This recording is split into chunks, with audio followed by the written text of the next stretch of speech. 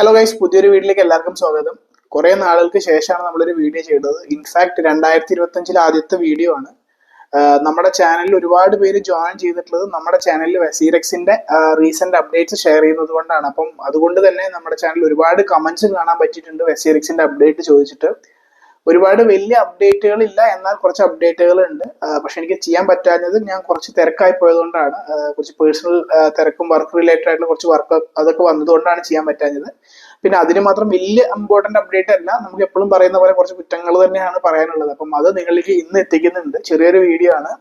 അതിന്റെ ഒപ്പം തന്നെ വെസീറെക്സിൽ ഈ പൈസ നഷ്ടപ്പെട്ടവർക്ക് വേണ്ടിയിട്ട് കോയിൻ സ്വിച്ചിന്റെ ഒരു പരിപാടി തുടങ്ങിയിട്ടുണ്ട്. 600 കോർ റിക്കവർ. വെസീറെക്സിൽ ഹാക്ക് ആയ ആൾക്കാർ, ഫണ്ട് നഷ്ടപ്പെട്ട ആൾക്കാർക്ക് 600 കോർ റിക്കവർ എന്ന് പറഞ്ഞ എന്തോ ഒരു സെറ്റപ്പ് തുടങ്ങിയിട്ടുണ്ട്. അപ്പം അതിനെ കുറിച്ച് ഞാൻ നോക്കിക്കൊണ്ടിരിക്കുന്നുണ്ട്. അപ്പൊ അതിനെക്കുറിച്ച് നിങ്ങൾക്ക് അറിയാൻ താല്പര്യം ഉണ്ട് എന്നുണ്ടെങ്കിൽ വേറൊരു ഇന്ത്യൻ പ്ലാറ്റ്ഫോം തന്നെയാണ്. സ്വാഭാവികമായിട്ടും അവരൊരു പരിപാടി തുടങ്ങുമ്പോൾ അത് അവർക്ക് കുറച്ച് യൂസർ ബേസ് ഉണ്ടാക്കാൻ വേണ്ടിയിട്ടാണ്. But at the same time അവരുടെ സിഇഒ വന്നിട്ട് അജയ് സിംഗാൾ പറയുന്നുണ്ട്, 2 വർഷത്തിനുള്ളിൽ നിങ്ങൾക്ക് നഷ്ടപ്പെട്ട പൈസ തിരിച്ചു തരാനുള്ള സംഭവം ഞങ്ങൾ ചെയ്യുന്നുണ്ട് എന്നുള്ള രീതിയിൽ അവർ പറയുന്നുണ്ട്.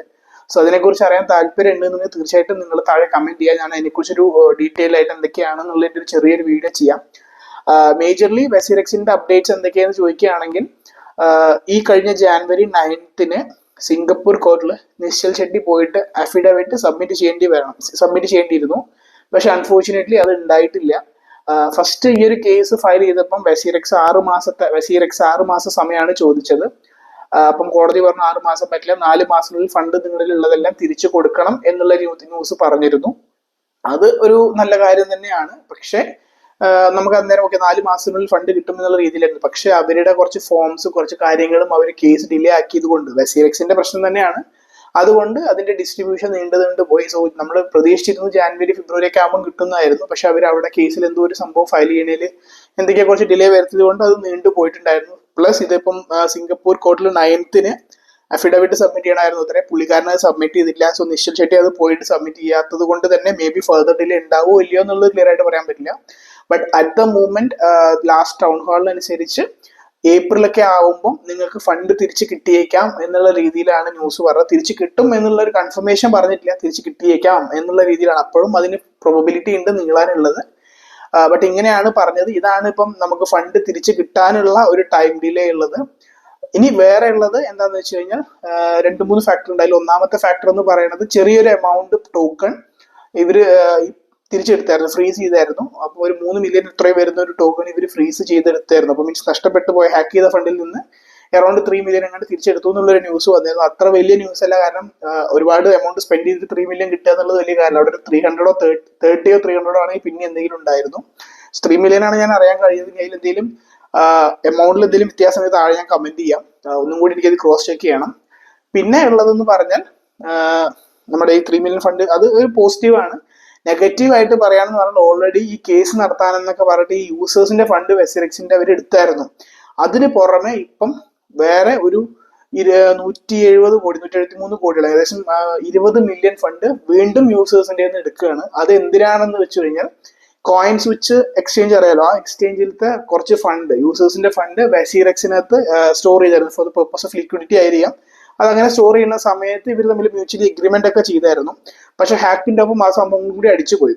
അപ്പം എന്ത് പറയണു, കോയിൻ സ്വിച്ച് എന്ന് പറയുന്ന കമ്പനി ഇന്ത്യൻ കമ്പനിയാണ്, സെൻമൈ എന്ന് പറയുന്നത് ഇന്ത്യൻ കമ്പനിയാണ് വെസീറെക്സിന്റേത്. പക്ഷെ ഇപ്പൊ കേസ് നടക്കുന്നത് സെറ്റൈ എന്ന് പറഞ്ഞ കമ്പനി സിംഗപ്പൂരിൽ രജിസ്റ്റർ ചെയ്തിട്ട് വേണ്ടാണ് ഇവർ സിംഗപ്പൂർ കൊണ്ടേ കേസ് വെച്ചത്. പക്ഷെ കോയിൻ സ്വിച്ച് ഈ ഒരു ഫണ്ട് ഇവരിലേക്ക് കൊടുക്കുന്ന സമയത്ത് എഗ്രിമെന്റ് നടത്തിയിരിക്കുന്നത് സെൻമൈ ആയിട്ടാണ്. അപ്പം അത് ഇന്ത്യൻ എൻറ്റിറ്റിയാണ്. സോ അവർ പറയുന്നത് ഞങ്ങൾ ഇന്ത്യയിൽ തന്നെ കേസ് നടത്തും, ഞങ്ങൾക്ക് ഇപ്പൊ നിങ്ങൾ പറഞ്ഞ ഇത്ര ശതമാനം ഫണ്ട് തിരിച്ചു തരാം, അത്ര ശതമാനം കിട്ടും എന്നുള്ള രീതിയിലുള്ള സ്കീമിലൊന്നും ഞങ്ങൾക്ക് താല്പര്യമില്ല, വിശ്വാസമില്ല, ഞങ്ങൾ തന്ന ഫണ്ട് ഞങ്ങൾക്ക് തിരിച്ചു തരണം എന്നുള്ള രീതിയിലാണ് ഇവർ പറഞ്ഞേക്കുന്നത്. അപ്പം ആ ഒരു ഫണ്ടിന് കൊടുക്കാൻ വേണ്ടിയിട്ടാണ് ഈ ഒരു ഫണ്ട് വീണ്ടും എടുക്കുന്നതെന്ന് കേട്ടു. അത് എത്രയാണെന്ന് വെച്ച് കഴിഞ്ഞാൽ ഏകദേശം 14 മില്യണോളം ഫണ്ടാണ് ഈ കോയിൻ സ്വിച്ചിന് തിരിച്ചു കൊടുക്കാനുള്ളത്. പക്ഷെ വെസീറെക്സ് അതിന്റെ പേര് പറഞ്ഞെടുത്തേക്കുന്നത് 20 മില്യന്റെ ഫണ്ടാണ്. സോ അവിടെയും എന്തെങ്കിലും കാര്യം അത് കൊടുക്കാനുള്ള ലീഗൽ കാര്യങ്ങൾ അങ്ങനെ ഇങ്ങനെയൊക്കെ ഫണ്ടായിരിക്കും എക്സ്ട്രാ പൈസ എടുക്കുന്നുണ്ടാവുക. ഇവരുടെ ചെലവ് കൂടി നടക്കണമല്ലോ. അപ്പൊ അതൊക്കെ കൊണ്ടായിരിക്കും യൂസേഴ്സിന്റെ ഫണ്ട് എടുക്കുന്നുണ്ടാവുക, which is not a good thing. എന്തായാലും അത് സ്വാഭാവികമായിട്ട് എപ്പോഴും എടുക്കുന്ന പോലെ വീണ്ടും എടുക്കുന്നുണ്ട്. പിന്നെ വേറൊരു കാര്യം എന്ന് പറയുന്നത് ഇവരുടെ എക്സ്ചേഞ്ചിൽ തന്നെ നമ്മൾ മുൻപ് പറഞ്ഞിട്ടുണ്ടായിരുന്നു POE എന്ന് പറഞ്ഞ ടോക്കൺ. ആ ടോക്കൺ അതുവരെ എക്സ്ചേഞ്ചിൽ ലിസ്റ്റ് ആയിട്ട് പോലില്ല.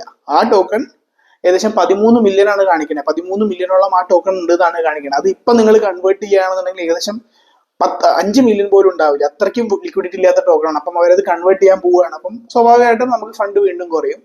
അടുത്തൊരു ടോക്കൺ ഇവരുടെ തന്നെ നേറ്റീവ് ടോക്കൺ ആയിട്ടുള്ള വെസിറെക്സ് ടോക്കൺ WRX ബൈനാൻസ് ഡീലിസ്റ്റ് ചെയ്തു, KuCoin ഡീലിസ്റ്റ് ചെയ്തു. ഇപ്പം ഐ തിങ്ക് Gate.io മാത്രമേ ഉള്ളൂ ടോക്കൺ. അത് മാത്രം അതിലും ലിക്വിഡിറ്റി പറഞ്ഞ സാധനമില്ല. അപ്പൊ അതൊരു 100 ടോക്കൺ ഉണ്ടെങ്കിൽ മേ ബി അതിപ്പോ വിറ്റ് കഴിഞ്ഞാൽ നിങ്ങൾക്ക് 50ന്റെ വാല്യൂ പോലും കിട്ടുന്നുണ്ടാവും. ലിക്വിഡിറ്റി ഇല്ലെങ്കിലല്ലേ കിട്ടുള്ളൂ.